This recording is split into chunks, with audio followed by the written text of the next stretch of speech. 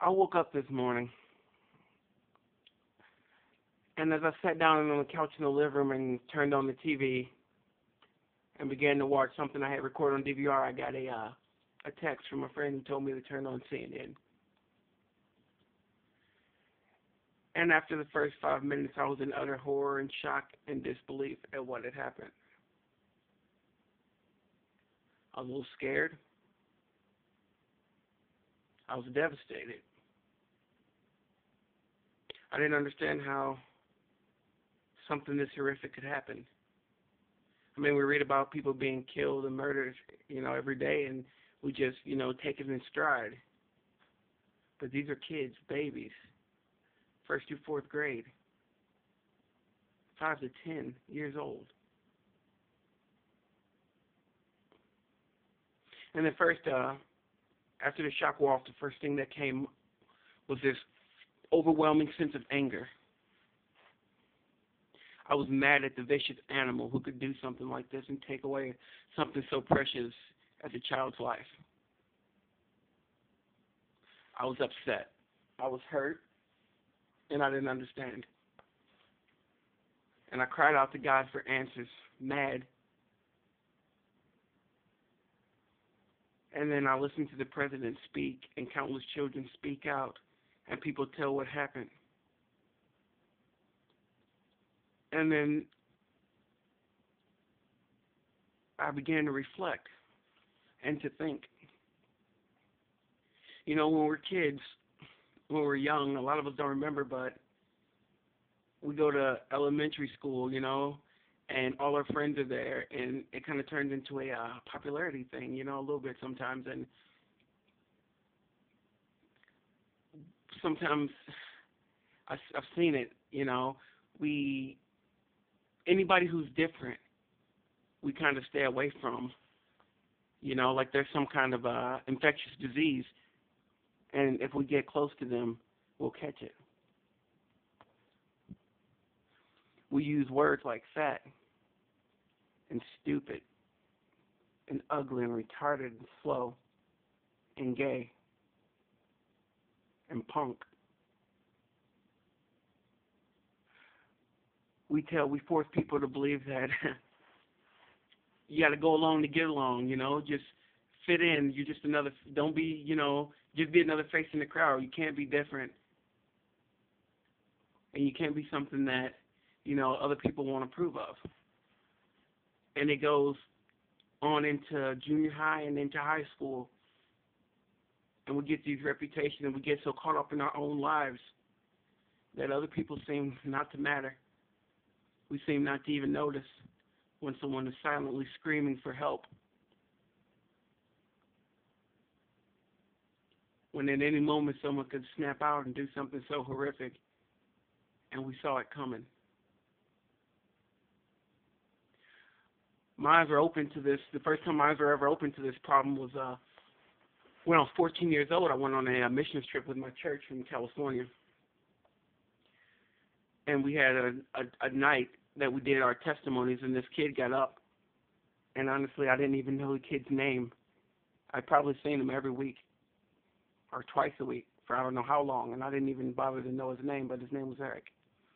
And he told how he'd been picked on and picked on and picked on, and finally he got fed up and he went home and he got his daddy's shotgun.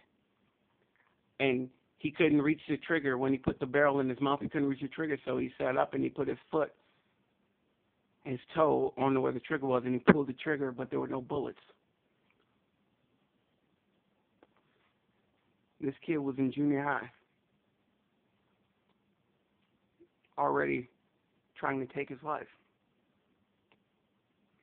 And another girl, her name was Rebecca, she got up and she said a story that was so much similar.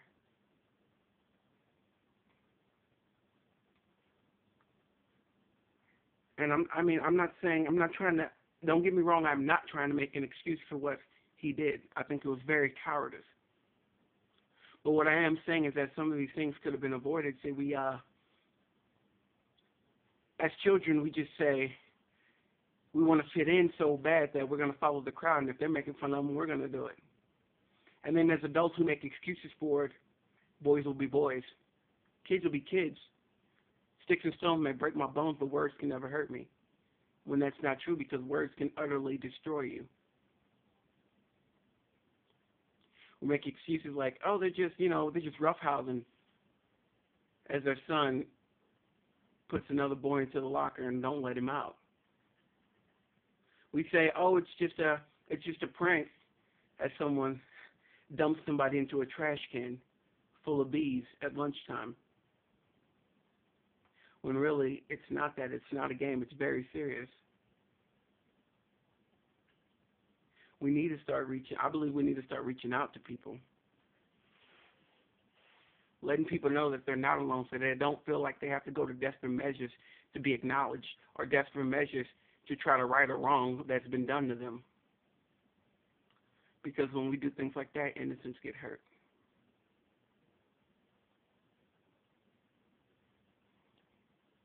There are no words that can express my regret.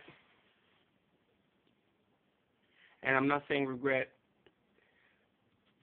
like everybody else is, like, oh, I'm sorry this happened.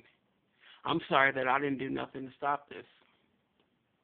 And you might be thinking, I don't even know these people. I'm in Illinois, but I know people like this guy. And let's stop calling him this guy. His name was Adam. I know people like Adam who got a crappy home life, who people make fun of, who never fits in. And I walk by him every day with not even a second glance because I'm too busy to stop and talk or to say hi. And some people think, well, will it really matter? Will it really matter if you say something to him? Will it really matter if you try to help? You never know until we try. You never know.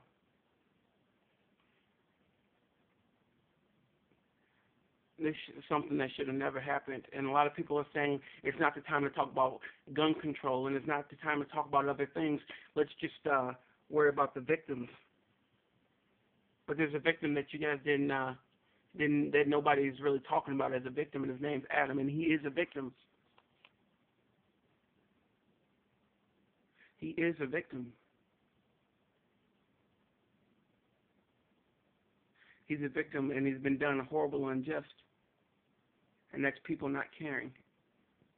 Because we're supposed to care about each other and love one another and be there for one another and help strengthen one another, but we don't. And when we fail to do it, we're supposed to do things like this happen. And I'm not saying it's our fault, but I'm saying we are a little bit at fault. And we are. The time for talk about things like gun laws and anti-bullying campaigns and things like that, that time is now. That time is now.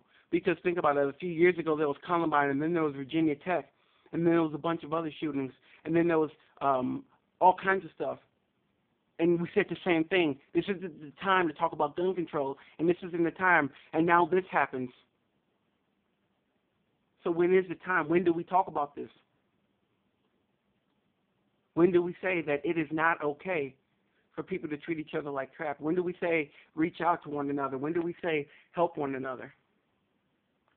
I pray every day that Jesus blesses America and takes away all the pain in the world.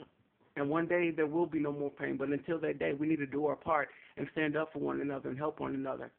And let's not pass judgment and point fingers. And if it comes off that I'm trying to do that, I'm really not. I'm so sorry, but this is the way I feel in my heart.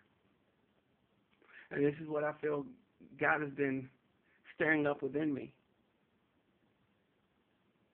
And people say, one man can't change the world, but yeah, they can, because how does world change happen? It starts one man at a time, one person at a time, one random act of kindness at a time. And you never know. One random act of kindness, and this might not have happened. One strong friend who stuck there and said, okay, I'm going to be your friend, I'm going to love on you, and I'm going to care for you, may have stopped this from happening, may have stopped 18 children from being murdered, may have stopped, I don't know, but we've got to try, we've got to do something, because you know what we're doing now is not working because things like this are happening.